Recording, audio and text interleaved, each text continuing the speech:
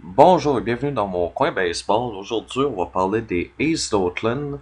Il y a une situation assez délicate qui se passe à Oakland. Je vais juste lire le commencement ici.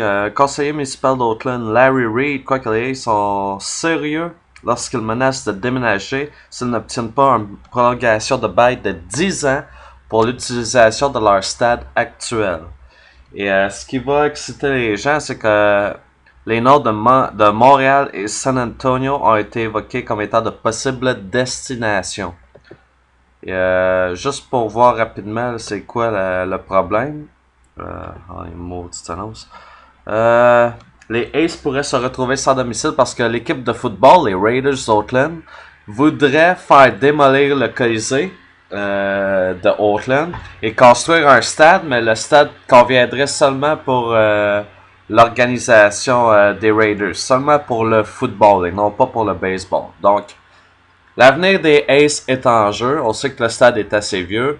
Il y a l'équipe de football qui semble avoir beaucoup de pouvoir pour aller puis dire ben, regarde, la coalition, on va le faire démolir. On veut construire un stade de football, puis seulement du football.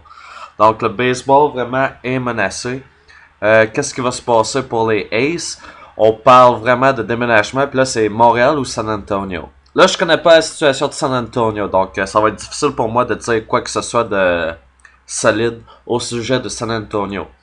Mais pour ceux qui s'excitent au sujet de Montréal, je peux déjà vous dire, là, calmez-vous. Montréal peut pas accueillir une équipe de baseball. Certains vont dire, ouais, mais que penses-tu du stade olympique? Ça a déjà accueilli les expos dans le passé. Oui, mais le problème, c'est que on a déjà blâmé le stade à cause que c'était loin du centre-ville, à cause que c'était dans un état pitoyable. Pourquoi est-ce qu'on irait chercher une équipe de baseball pour le renvoyer tout le monde dans le stade olympique pendant une saison complète, puis tout le monde va se tanner.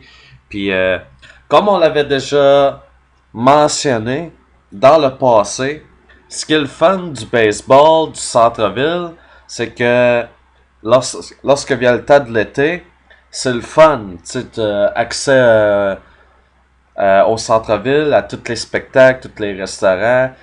Montréal, c'est une ville qui est fun, qui est dynamique, mais il faut que ça se passe dans le soleil. Puis le stade olympique, mais c'est un stade couvert. On sent pas l'été. Tu vas voir un match de baseball, puis tu sens qu'il fait fret. Tu sais, il y a quelque chose qui est dégradant à propos du stade olympique.